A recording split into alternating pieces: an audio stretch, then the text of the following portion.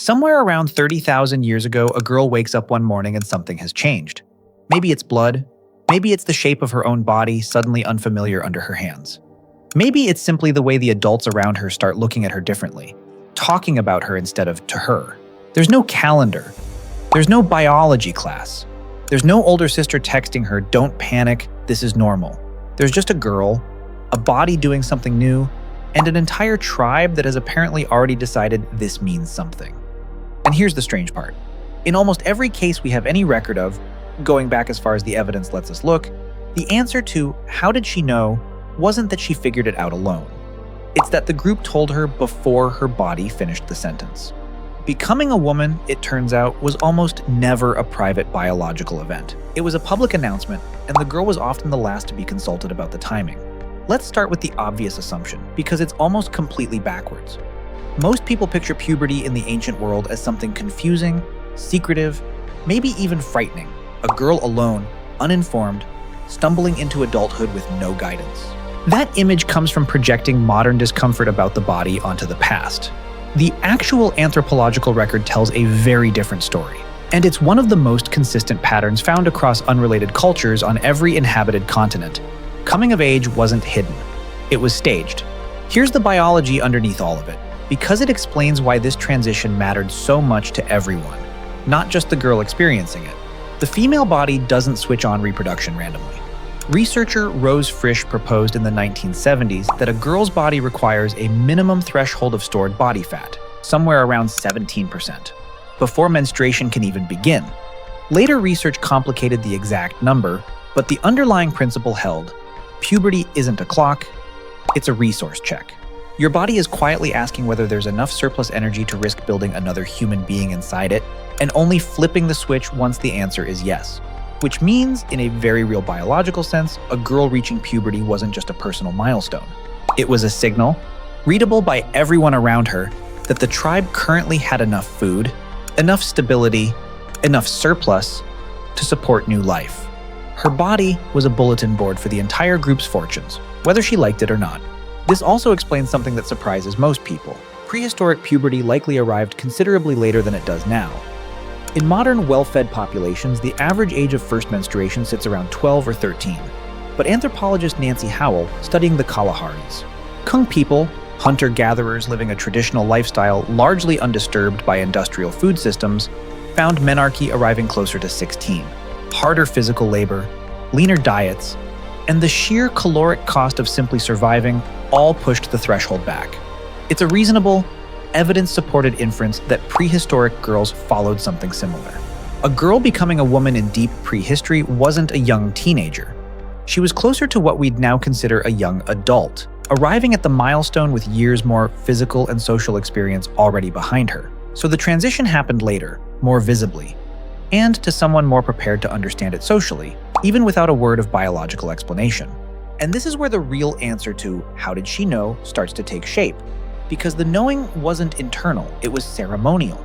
Across cultures with no contact with each other, from parts of sub-Saharan Africa to indigenous communities in North America to Aboriginal groups in Australia, anthropologists have documented an almost identical structural pattern around female coming of age: seclusion, instruction, and reintroduction. A girl showing the first signs of the transition would often be separated from daily group activity, sometimes for days, sometimes for weeks, placed under the guidance of older women, specifically tasked with explaining what was happening to her body, her new social role, and what would now be expected of her. She wasn't left to guess. She was handed a curriculum, delivered by the women who'd already lived through it, in a setting deliberately built to mark the moment as significant rather than shameful.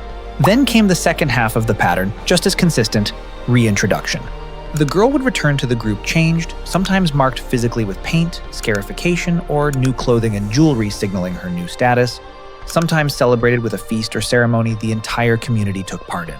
In many documented cultures, this moment was treated with the same social weight as a wedding or the birth of a child. Not whispered about, announced. Here's the uncomfortable historical honesty required at this point, though. We cannot know with certainty exactly how this worked 30,000 years ago, because organic evidence, the plant fibers, the paint, the woven markers of status, simply doesn't survive that long in the ground. Anyone claiming to know the precise ritual a specific Ice Age girl experienced is guessing, dressed up as fact.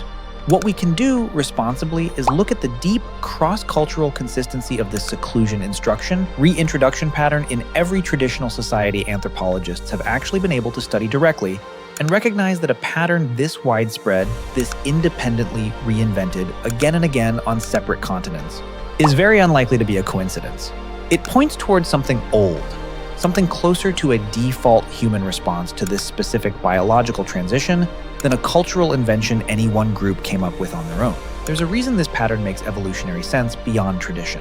A body signaling reproductive readiness in a small interdependent group where survival depended on cooperation, marriage alliances, and knowing exactly who held what social role wasn't something that could be left ambiguous. If it wasn't clearly marked, you'd get exactly the kind of confusion and social friction small groups can't afford. Unclear courtship expectations, unclear status, unclear responsibilities. Ritualizing the transition solved a coordination problem for the entire tribe, not just an emotional one for the girl. The ceremony wasn't decoration. It was information, broadcast clearly enough that nobody had to guess. And this is where the real answer crystallizes. How did ancient girls know they were becoming women? In the most literal sense, their bodies told them, the same way bodies have always communicated this. But in the sense that actually mattered for how they experienced it, they knew because they were told, deliberately, ceremonially, by women who'd walked the same path years earlier, and considered it important enough to stop the entire group's routine and mark the moment properly. The knowing wasn't a private discovery made alone in the dark. It was a transmission, passed hand to hand, generation to generation, exactly the way most crucial human knowledge moved for the overwhelming majority of our history. Not through books, but through people standing close enough to explain it directly. Here's the pivot worth sitting with. Somewhere between then and now, that transmission broke. The instruction remained in some cultures, faded in others, and in large parts of the modern industrialized world got replaced with near total silence. A girl finding out what's happening to her body from a rushed school pamphlet, or nothing at all, alone. Exactly the scenario we like to imagine as the ancient default when the actual evidence suggests the opposite was closer to true for most of human history. We didn't inherit silence from our ancestors. In a lot of cases, we invented it ourselves, more recently than we'd like to admit, and then quietly assumed it must have always been this way. So the ancient answer to becoming a woman wasn't confusion in the dark. It was a room full of women who'd been there before, waiting to explain exactly what was happening and exactly what came next. Somewhere along the way, a lot of us lost that room. It might be worth asking what it would take to build it back.